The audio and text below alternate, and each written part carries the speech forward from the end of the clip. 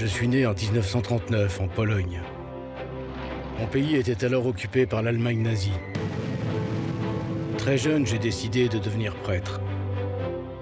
À ma majorité, je suis entré au séminaire. C'est là que j'ai rencontré pour la première fois Karol Wojtyła, celui qui allait devenir le pape Jean-Paul II. Il était mon professeur de théologie. En 1963, c'est lui qui m'a ordonné prêtre dans la cathédrale de Cracovie. J'avais 24 ans. 3 ans plus tard, il m'a convoqué à l'archevêché. Il m'a proposé de devenir son secrétaire. Il m'a regardé dans les yeux et m'a dit « Tu viendras chez moi. Tu pourras continuer tes études et tu m'aideras. » Je lui demande « Quand ?» Il m'a répondu « Aujourd'hui, si tu veux. »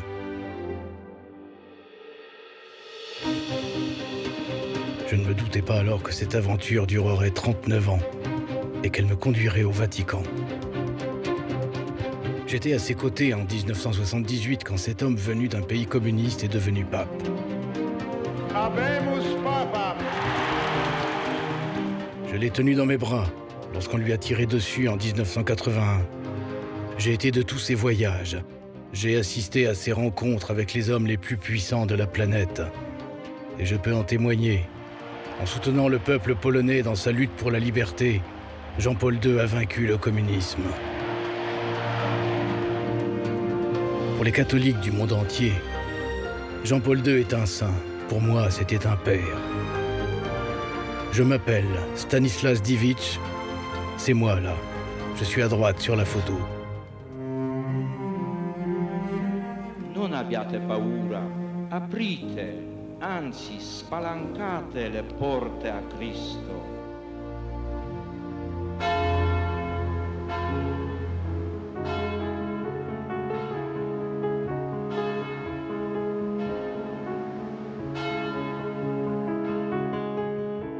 Je me souviens de ce 13 mai 1981. Il était 17h. L'heure de l'audience générale en plein air sur la place Saint-Pierre. 25 000 personnes étaient rassemblées pour voir le pape. Ce jour-là, j'étais avec lui. Je me tenais juste derrière Jean-Paul II, dans sa Jeep. Chaque fois que j'y pense, c'est toujours la même chose. Je revis tout ce qui s'est passé, seconde après seconde. J'ai vu le Saint-Père se pencher vers une petite fille blonde. Il l'a prise dans ses bras et l'a embrassée avant de la rendre à ses parents. On faisait le tour de la place pour la deuxième fois quand j'ai entendu un coup de feu.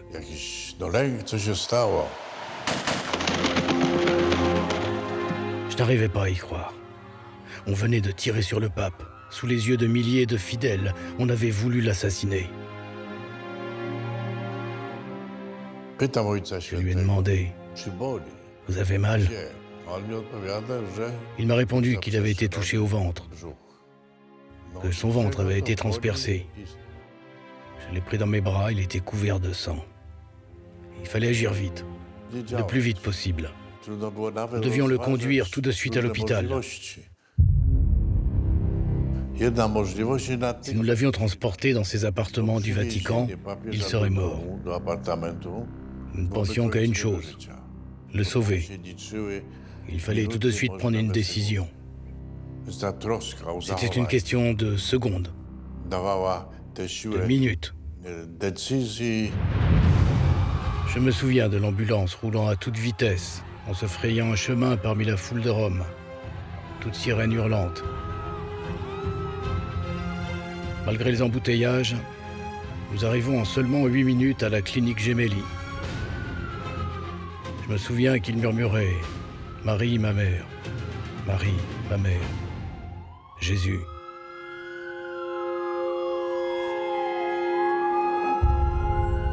À notre arrivée à l'hôpital, son état était désespéré.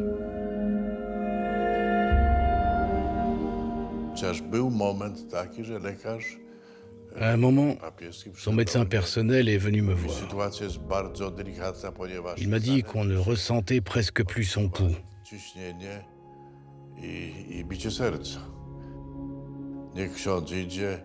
Il m'a dit qu'il fallait lui administrer l'extrême-onction, la prière des mourants. La lutte pour le garder en vie a duré des heures. Dehors, les journalistes étaient amassés. Les médecins m'ont dit que le Saint-Père avait perdu les 3/4 de son sang. Heureusement, aucun organe vital n'était touché. Un vrai miracle. Je suis convaincu que Dieu a épargné Jean-Paul II. Qui pouvait vouloir tuer le pape? J'ai appris qu'un homme avait été arrêté place Saint-Pierre après les coups de feu. Un Turc, du nom d'Ali Aqsa. Mais avait-il agi seul? Moi, je me rappelle, j'arrivais à ce moment-là sur la place Saint-Pierre, quand on y a été reçu, et j'ai vu ensuite un mec partir sur sa Vespa et prendre en sens interdit les petites ruelles autour du Vatican. Donc, il y avait eu d'autres qui avaient aidé Ali Aqsa. J'ai tout de suite pensé au KGB, au service secret de la Russie communiste. Pour moi, encore aujourd'hui, c'est la piste la plus probable.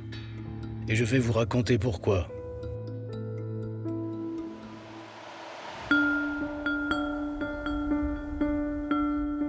Karol Wojtyła est né en Pologne le 18 mai 1920 dans une petite ville à 50 km de Cracovie. Il m'a dit qu'il avait toujours voulu être prêtre. Il a commencé par servir la messe comme enfant de chœur. Chaque jour, il passait de longs moments à prier.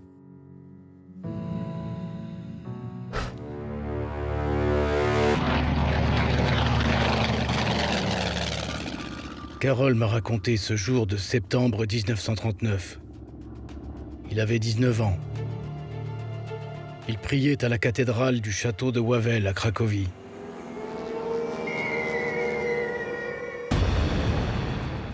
Soudain, il a entendu de sourdes explosions, puis des rugissements d'avions lancés en piqué et des cris. L'armée de l'air allemande bombardait la Pologne. Le pays a basculé dans ses heures les plus sombres. Cracovie, comme le reste de la Pologne, a été occupée par les nazis. Karol m'a souvent raconté cette période très sombre de sa vie. On rigolait pas en Pologne à l'époque. C'était une tension extrêmement dure. C'était pas une occupation tranquille, la Pologne. Et Karol Wojtyła est au cœur de tout ça. À cette époque, Karol suivait des études de lettres à l'université de Cracovie. Elles sont interrompues par la guerre. Pendant 4 ans, il connaît le travail forcé dans une carrière de pierre, puis dans une usine de produits chimiques. Il apprend le travail ouvrier, le travail manuel. Vous savez, quand vous descendez à coups de dynamite des pans entiers d'une carrière, vous découvrez ce que c'est que le travail pénible. Faudra pas lui expliquer ensuite ce que c'est qu'un ouvrier, hein. Il a compris. L'occupant nazi a interdit la formation de nouveaux prêtres. Alors Karol Wojtyła est entré au séminaire clandestin. C'était très dangereux. Près de 4000 prêtres et religieux et religieuses ont perdu la vie. Des séminaires ont été fermés. Le clergé polonais était traité plus ou moins comme toute élite intellectuelle polonais est destiné à l'élimination par l'occupant nazi. Les Allemands sont extrêmement durs à l'égard de l'Église. Et c'est dans les rangs de l'Église qu'on va trouver l'essentiel de la résistance. Pourquoi ? Parce que c'est là qu'on se connaît, c'est là qu'on peut avoir des rendez-vous discrets, c'est à l'Église que tout se passe. Et tout ça en pleine clandestinité. Les cours étaient donnés dans des églises ou des appartements privés. Ça se passe à Cracovie, ça se passe en général après le couvre-feu, c'est extrêmement dangereux, mais ces gens-là vont dire c'est comme ça qu'on se bat pour sauver ce qui peut être encore sauvé de notre nation. Les nazis étaient sans pitié. Karol m'a raconté qu'il avait échappé de peu à l'arrestation. Il Il a trouvé refuge au palais épiscopal où étaient retranchés les séminaristes. Il m'a expliqué qu'il y était resté jusqu'à la libération de la Pologne par l'armée rouge en 1945. À la fin de la guerre, à la suite du partage de l'Europe à Yalta, la Pologne s'est retrouvée dans la zone d'influence soviétique. Le Parti ouvrier unifié de Pologne, le Parti communiste, est devenu le seul et unique parti au pouvoir. 1946, les soviétiques sont là, le gouvernement polonais est un gouvernement communiste, on chasse tous ceux qui ne le sont pas. C'est l'époque où il devient prêtre.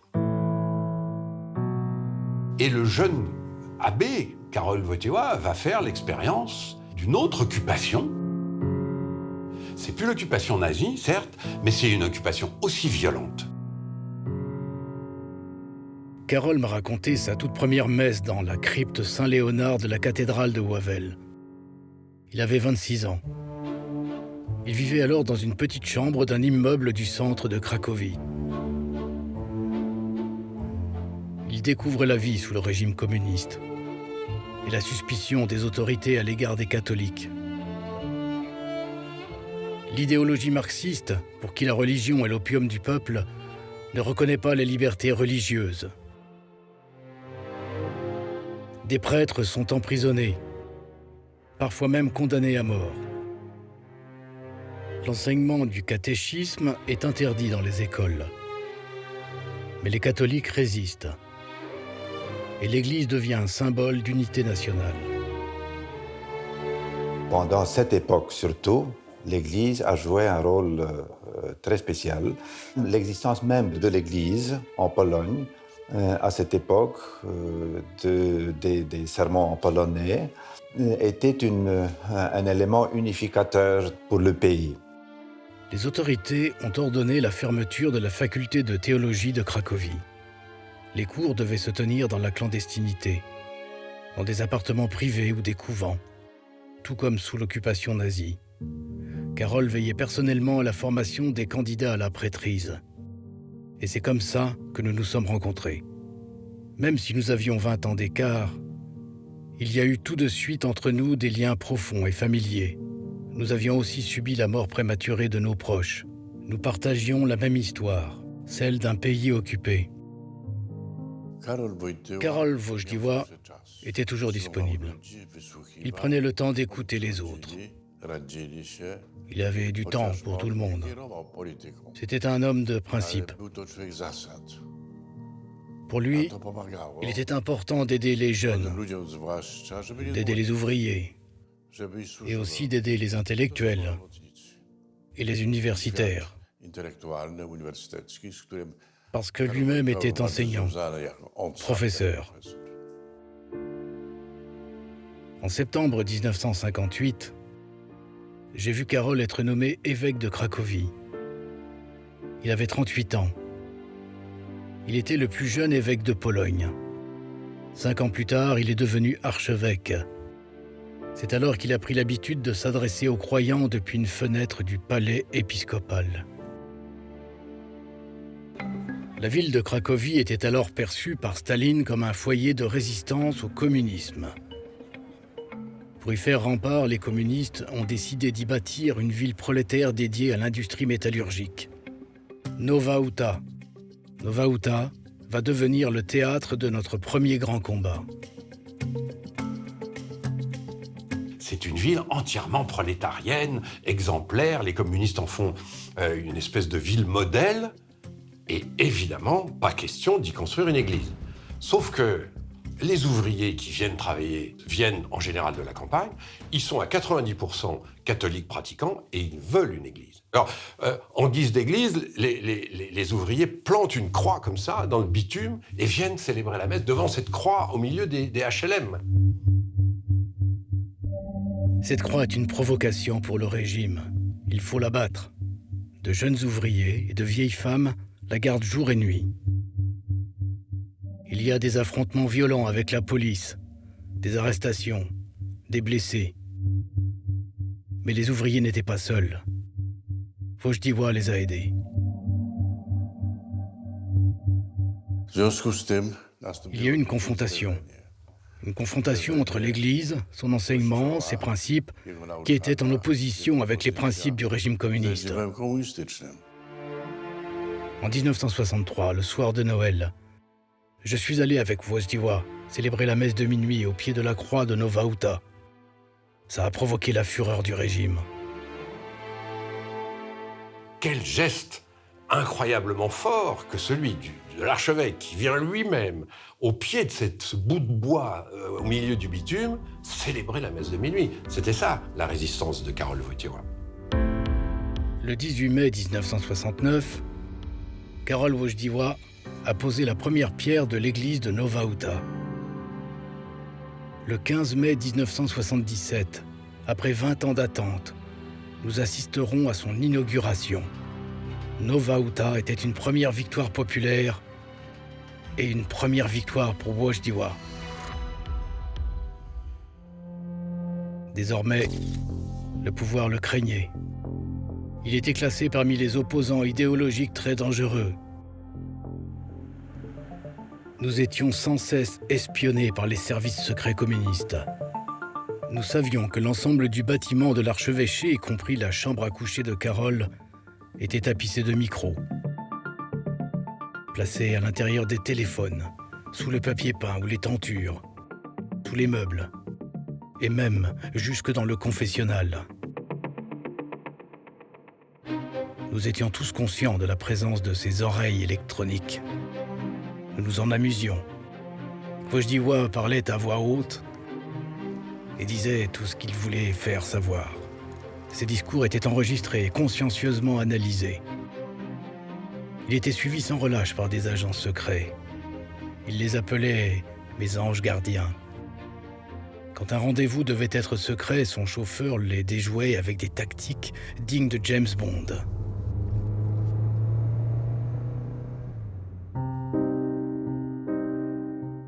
En 1967, Karol a été créé cardinal par le pape Paul VI. Je l'ai accompagné à Rome pour la cérémonie. À cette époque, la Pologne était traversée par une profonde crise économique. Les Polonais devaient faire la queue devant des magasins vides. Il y a eu des révoltes, des émeutes. Les étudiants se sont mis en grève. Les communistes resserrent la vis. Et à nouveau, Karol Wojtyła va reprendre la résistance. Il y a des milliers d'arrestations, des procès, des emprisonnements. Plusieurs facultés sont dissoutes. Des milliers d'étudiants sont suspendus de leurs droits. Des dizaines d'universitaires et hauts fonctionnaires sont licenciés.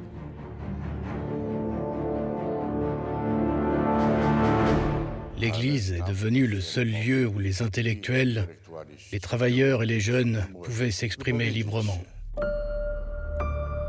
Mais il faut plus que des révoltes étudiantes pour ébranler le système stalinien. Les choses vont changer 8 ans plus tard. Le 24 juin 1976, le prix des produits de première nécessité augmente. Pour protester, des milliers de travailleurs occupent la rue et attaquent les bâtiments du parti. 17 manifestants meurent sous les balles de la milice. Le régime communiste est extrêmement dur à cette époque-là. Le 7 mai 1977, on a découvert dans un immeuble de Cracovie le cadavre d'un jeune étudiant, Stanisław Pijaw. Selon la police, il était ivre-mort. Il était tombé accidentellement dans son escalier. Nous n'avons pas cru cette version. Les étudiants ont proclamé 3 jours de deuil. La tension était palpable. La milice a envahi les rues. C'est la première fois que Karol Wojtyła s'est engagé publiquement. Il a condamné le crime et apporté son soutien aux jeunes. Il a appelé au respect des droits de l'homme.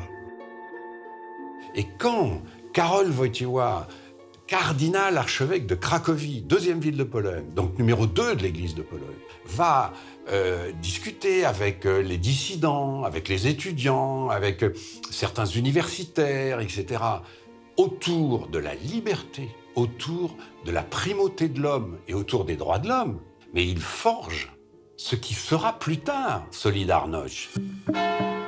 En 1978, le pape Paul VI est mort. J'ai accompagné Karol Wojtyła à Rome. Il devait prendre part à l'élection du nouveau pape. Celui qui a été élu, Albino Luciani, a pris le nom de Jean-Paul Ier.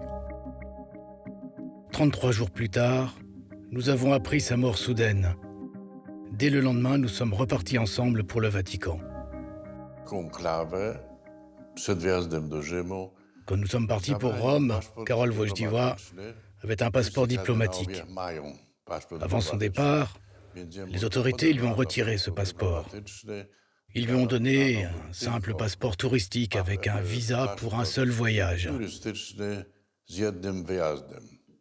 Un membre influent du Parti communiste a dit qu'il parte. De toute façon, quand il reviendra, on réglera nos comptes.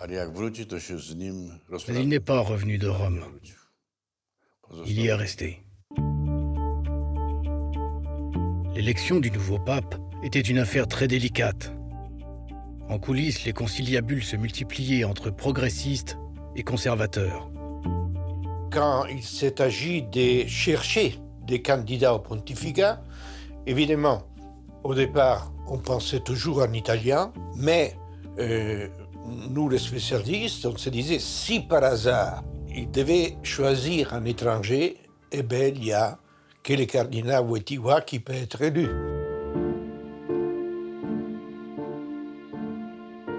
C'est lors d'un dîner entre prélats que nous avons appris que Karol Wojtyła faisait partie de la liste des candidats. Je me souviens qu'il a dit « La table du souper n'est pas un lieu approprié pour discuter de ce genre de sujet. Laissons à la Providence le soin d'en décider. »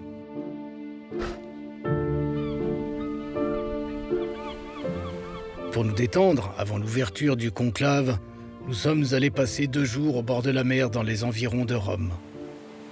L'eau n'était pas très chaude. Et Wojtyła s'est baigné. Le 14 octobre, les 111 cardinaux électeurs se sont rendus en procession à la chapelle Sixtine. Les portes se sont refermées sur les délibérations secrètes. Qui allait être le nouveau pape? 2 jours plus tard, la fumée blanche est sortie de la cheminée de la chapelle Sixtine.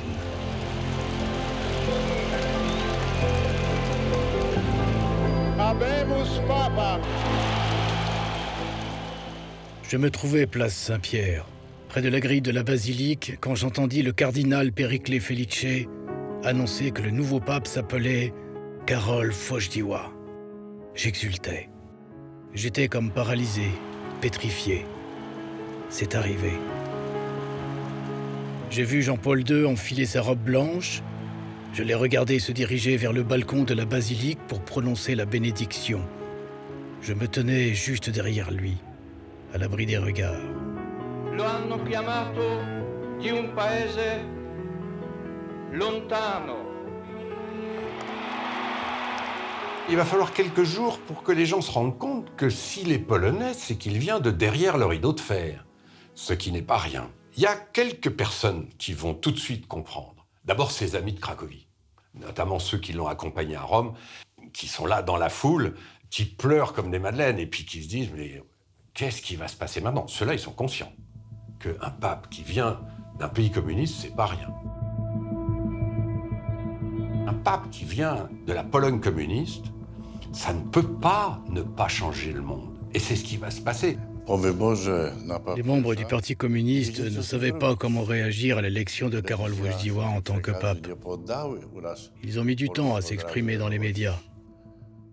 Ils ont consulté quelqu'un, probablement à Moscou.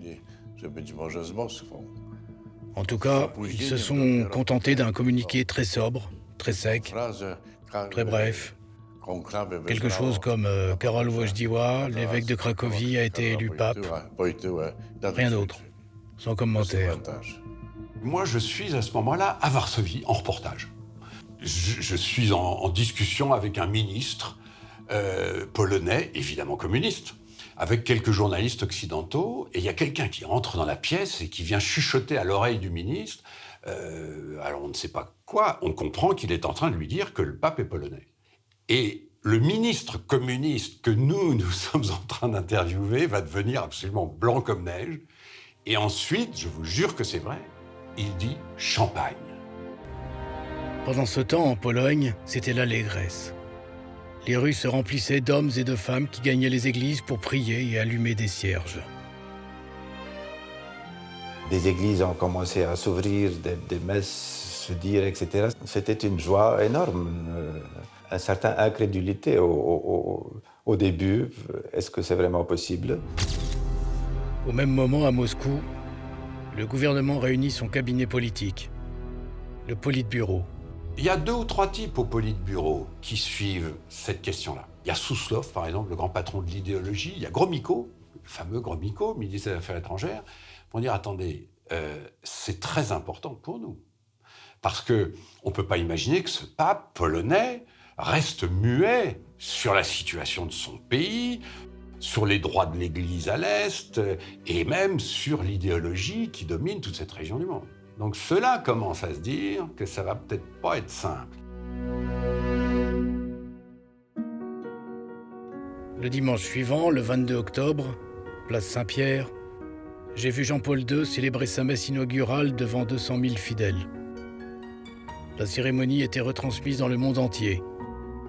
Les mots qu'il a prononcés ce jour-là vont faire l'effet d'une bombe. Non abbiate paura, aprite, anzi spalancate le porte a Cristo, aprite i confini degli stati, i sistemi economici come quelli politici. Non abbiate paura. En Pologne, la vie est comme suspendue. Tout le monde regarde le pape à la télévision. Au moment de l'élection de Karol Wojtyła en tant que pape, la nation s'est sentie libérée. Elle a repris courage. Elle s'est sentie beaucoup plus libre, mais le pouvoir, lui, a eu peur. Nous nous sommes installés au Vatican. J'étais devenu le bras droit du pape. J'étais aussi son ami, son confident.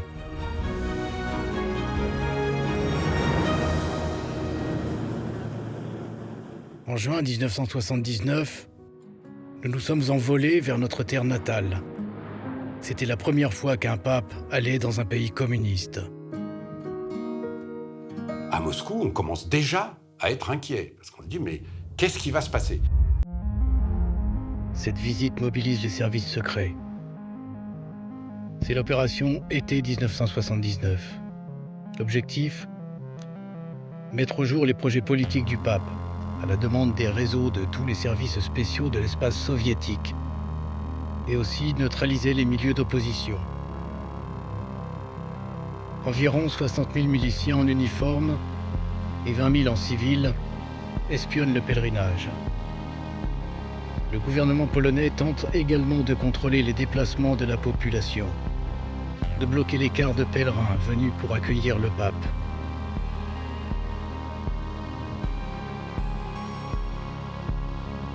C'était un voyage vraiment très impressionnant. Car moi j'ai des souvenirs des centaines ou des milliers même des Polonais qui se promenaient pour arriver à pied dans les endroits où le pape allait célébrer des messes. Ils étaient un peu entourés par la police, qui peut être même un peu dure. Ils chantaient des hymnes religieux, style « Vive la Sainte Vierge », et ce « Vive la Sainte Vierge » donnait l'impression que vous êtes une bande de salauds. Ce n'étaient pas des hymnes religieux, mais que c'était des attaques à la police. Sur la place de la Victoire, du haut de son estrade de 600 mètres carrés, j'ai entendu Jean-Paul II s'adresser à ses chers compatriotes polonais. « Que descende ton esprit, que descende ton esprit, et qu'il renouvelle la face de la terre. » Il y a un silence après cette phrase, je me rappelle, un silence incroyable et d'un seul coup, une déflagration d'applaudissements. Vous imaginez que dans un pays communiste, où la moindre carte de visite passe par le bureau de la censure. Il n'y a pas de rassemblement dans un pays communiste. Il n'y a pas de types qui prennent comme ça la parole tout d'un coup devant des foules. C'était de la nitroglycérine, ce que disait le pape, dans ce pays où les gens avaient perdu confiance, où le communisme était là pour longtemps, où on se disait bon, bah, c'est comme ça. Et d'un seul coup, c'est ça l'importance de Jean-Paul II à l'Est.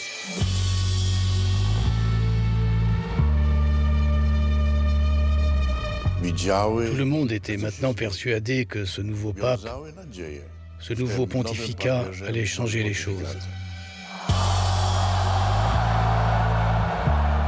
On a vu, nous, les témoins de cette époque, on a vu la première lézarde dans le mur de Berlin, le premier ébranlement du rideau de fer. Et cette semaine du pape polonais dans la Pologne communiste de juin 79, c'est réellement un tournant dans l'histoire. Dès le mois de juillet 1980, face à la détérioration de la situation économique, les ouvriers polonais se révoltent contre le régime. Au mois d'août 1980, les chantiers navals Lénine, dans la ville de Gdansk, se sont mis en grève. Pour la première fois, Jean-Paul II et moi, nous avons entendu le nom de Lech Walesa. C'était un ouvrier électricien, il est devenu le leader du mouvement.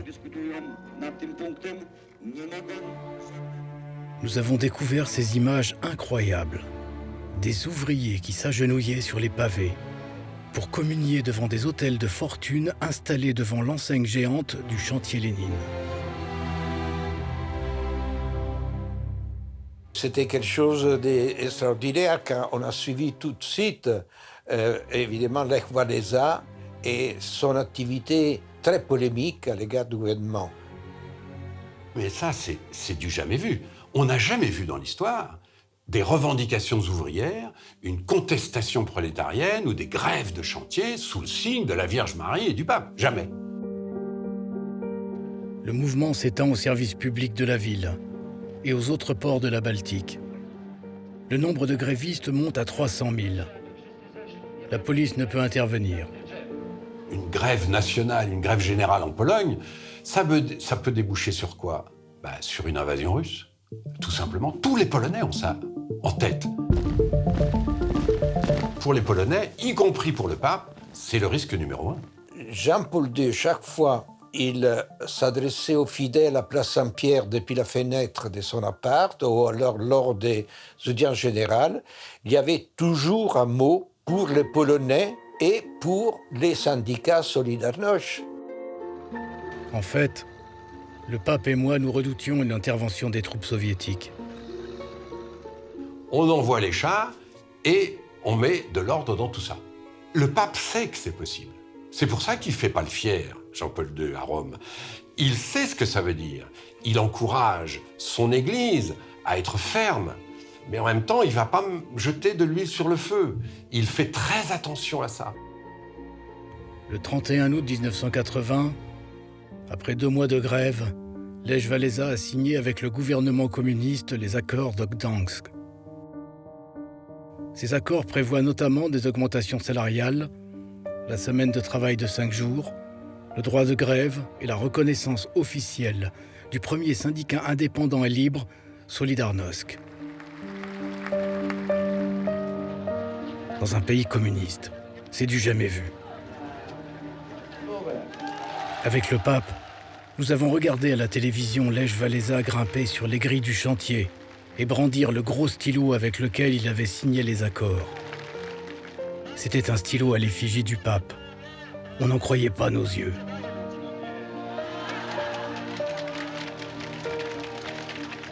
C'était des moments où tout d'un coup, nous avons eu l'impression que l'histoire a démarré, que l'histoire a bougé et que tout d'un coup, l'histoire s'est déclarée de notre côté. Au même moment, à Moscou, l'inquiétude montait.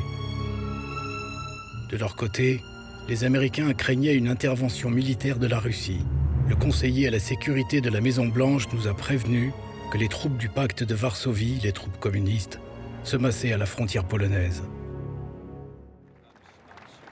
En janvier 1981, The President of the United States. le président Ronald Reagan a pris ses fonctions à Washington. Pour lui, l'URSS représente l'empire du mal. La Pologne devient son objectif prioritaire. Des représentants de la CIA nous rendent visite discrètement au Vatican. Nous échangeons des informations. Et puis, le 13 mai 1981, il y a eu l'attentat contre le pape, place Saint-Pierre. Le tireur a été arrêté tout de suite. La police nous a expliqué que c'était un Turc de 23 ans du nom de Mehmet Ali Aksa. Il était connu en Turquie pour son appartenance à un parti fasciste. En garde à vue, Ali Aksa affirme avoir agi pour le compte de la mafia turque commanditée par les services secrets bulgares, eux-mêmes liés à l'URSS. L'attentat contre Jean-Paul II aurait donc été décidé à Moscou. Le Kremlin aurait voulu réduire Jean-Paul II au silence.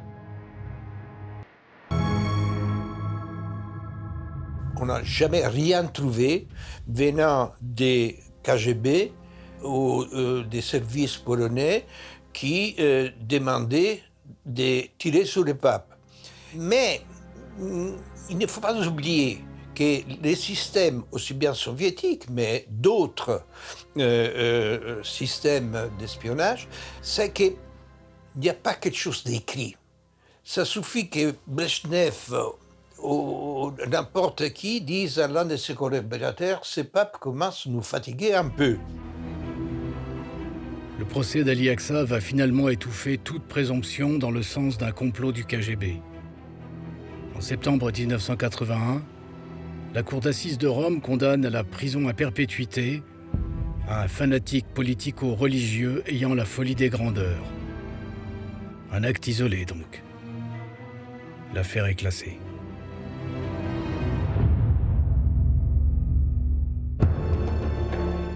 Après l'attentat, le pape est resté 4 jours entre la vie et la mort.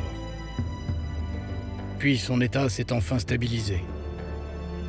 Le dimanche 17, je l'ai vu célébrer la messe. Depuis son lit d'hôpital, dans un micro, je l'ai entendu expliquer aux fidèles réunis place Saint-Pierre qu'il priait pour le frère qui lui avait tiré dessus, qu'il le pardonnait.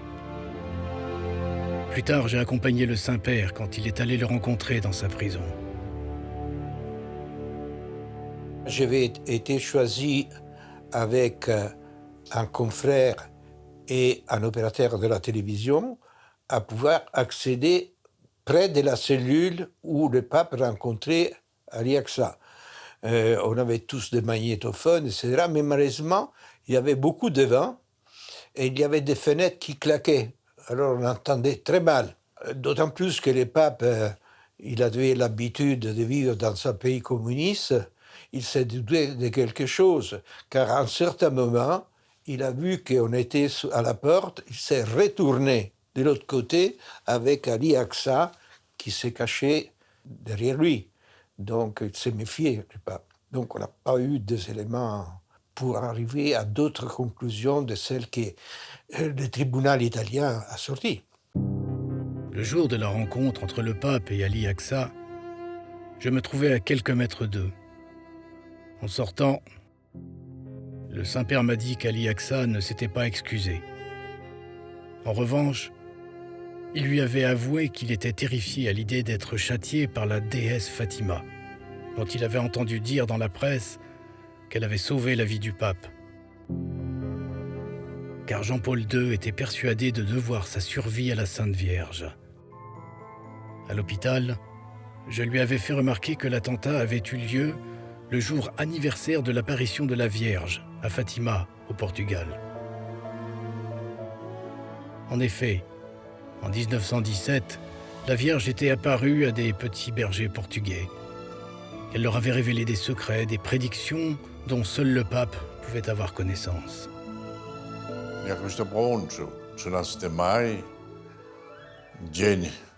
Quand il était à la clinique Gemelli, le pape avait demandé qu'on lui apporte un livre sur les secrets de Fatima. La Vierge avait parlé. lors de ses apparitions, de la consécration des pays qui se trouvaient sous la dictature. Il s'agissait précisément de la Russie et des dictatures communistes. Pour pouvoir retrouver leur liberté, ces pays devaient être confiés à la protection de la Vierge de Fatima.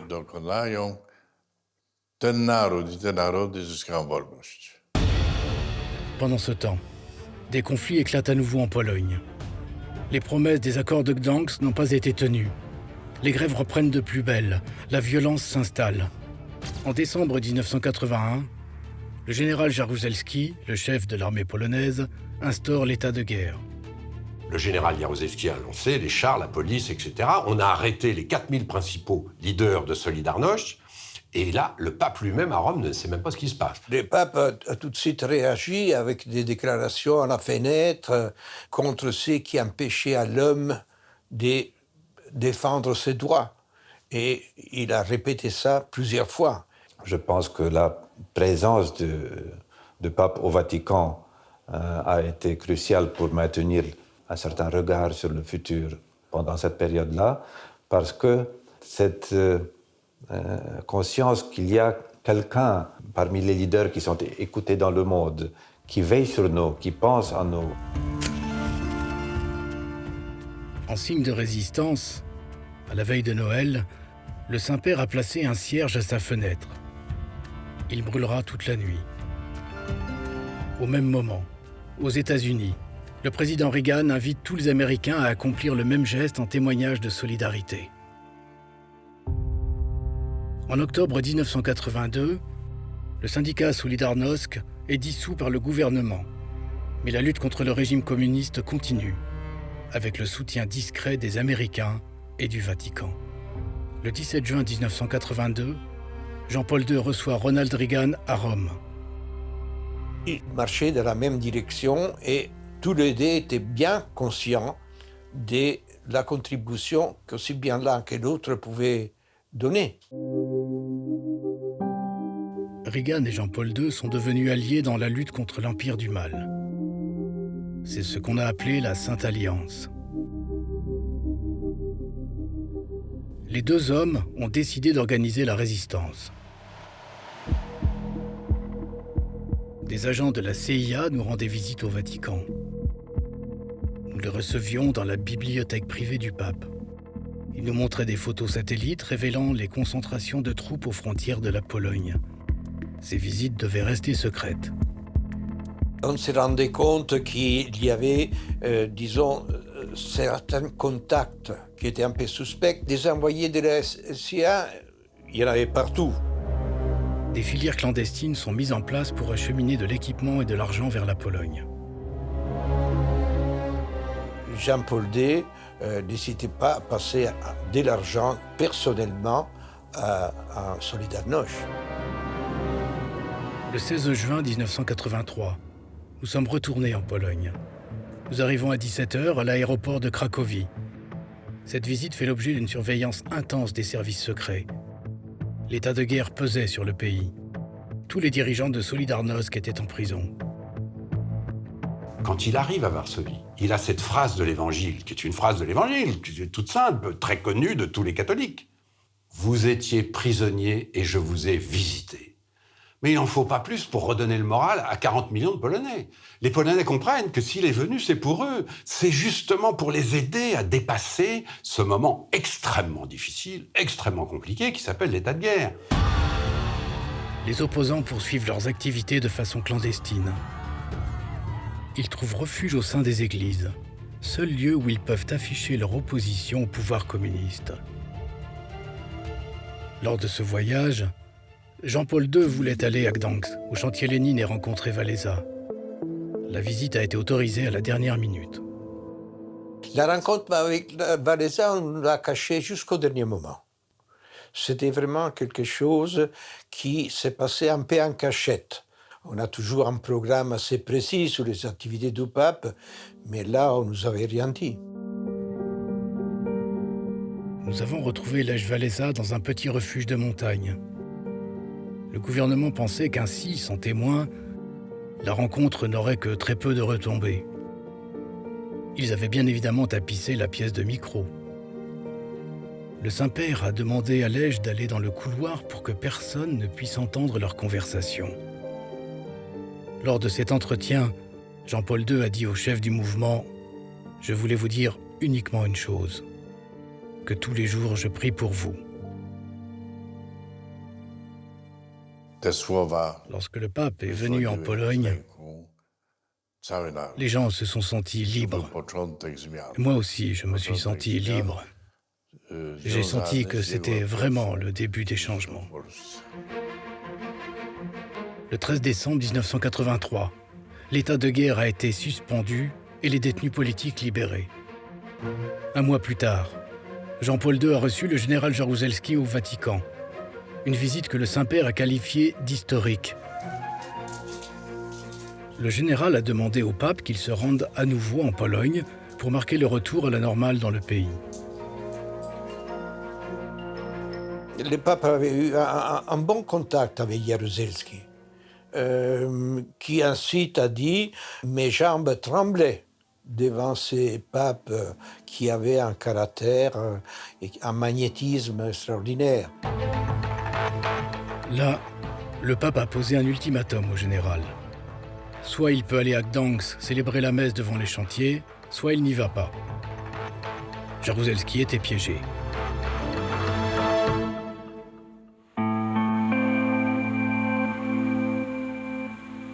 Nous nous sommes retournés en Pologne qu'en juin 1987. Nous avons trouvé un pays transformé. Dans ces voyages, on voit déjà la Pologne qui commence à changer, même si il y avait pas mal de police. On sentait dans l'air que des changements auraient pu intervenir bientôt. Jean-Paul II a célébré la messe au chantier naval à quelques pas de la maison de Lech Walesa. 1 million de fidèles étaient présents. Ils scandaient « Solidarność ».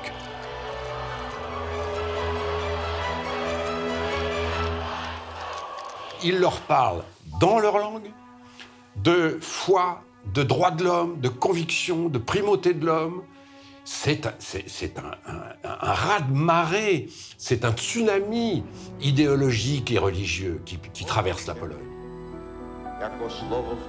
Le 5 avril 1989, des accords historiques sont signés. Ils prévoient la création d'un véritable poste de président de la République, la restauration du Sénat, mais surtout l'organisation d'élections libres. Une première en Europe de l'Est depuis 1946. Ces élections, qui se passent début juin 89, aboutissent à la victoire totale de Solidarność. Totale.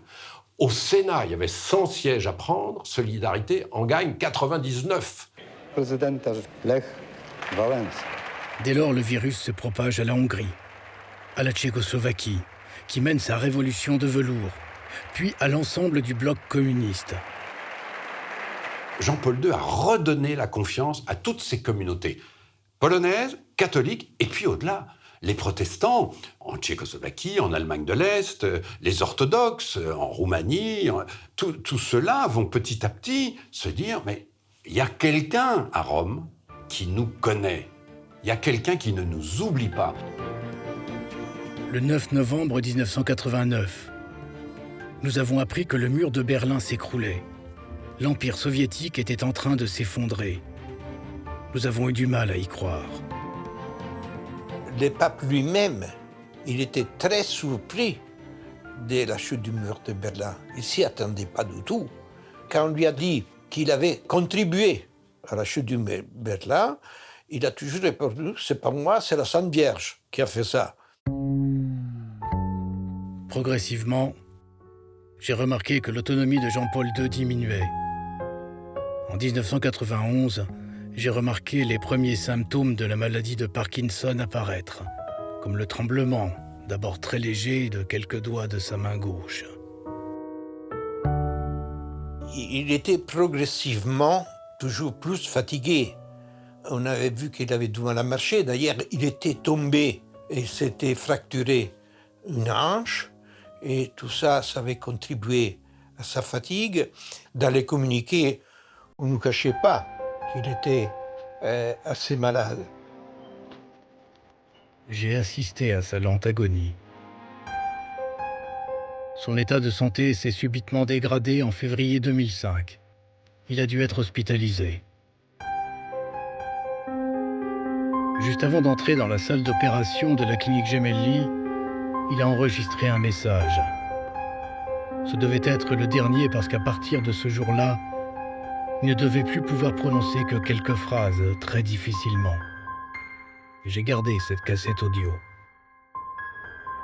Mais je n'ai pas encore trouvé la force de l'écouter. Le 20 mars 2005, il est apparu à sa fenêtre. Il n'a pas pu prononcer un seul mot. Une semaine plus tard, il a été dans l'incapacité de donner sa bénédiction solennelle et a dû se contenter d'un signe de croix. C'était son courage qui était impressionnant, car malgré ses conditions de santé, il continuait à se donner aux fidèles. Après s'être éloigné de la fenêtre, il m'a dit « Si je ne peux pas accomplir la mission qui m'est confiée, ce serait peut-être mieux que je meure. » Il y a eu une très grande manifestation sur la place Saint-Pierre. La place Saint-Pierre était pleine de fidèles sous les fenêtres du pape. On a allumé la basilique Saint-Pierre. On a créé vraiment un véritable, entre guillemets, spectacle sous les fenêtres du pape qui était en train de mourir et qui est resté quand même assez lucide jusqu'au dernier moment. J'étais à ses côtés dans ces derniers instants. Ses yeux se posaient sur l'image de la Vierge. Sur une petite table, il y avait la photo de ses parents. On lui a mis entre les mains une bougie bénie allumée. À 21h37, le 2 avril 2005, Jean-Paul II a quitté cette terre. Il avait 84 ans. À 22h, la nouvelle est officielle et fait le tour du monde. Le 4 avril, la dépouille du pape est conduite à la basilique Saint-Pierre. Ils seront plus de 3 millions à lui rendre un dernier hommage. C'était aussi pour moi la dernière fois que je voyais son visage. La dernière fois que je voyais celui qui avait été pour moi un père et un maître. Je ne voulais pas que ce moment s'arrête. Quelques semaines après sa mort, son successeur, Benoît XVI, m'a ordonné archevêque de Cracovie. J'ai ainsi pris la charge que Karol Wojtyła avait assurée pendant 14 ans.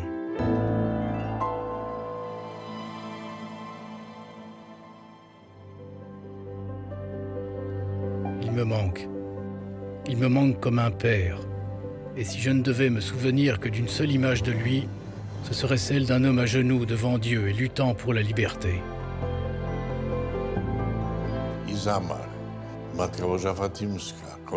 C'est grâce au lien étrange entre l'attentat, la résurrection du pape et la consécration au cœur de la Vierge de Fatima. C'est grâce à ça que nous vivons aujourd'hui dans un monde plus libre, où les droits de l'homme sont respectés. które cieszą się wolnością.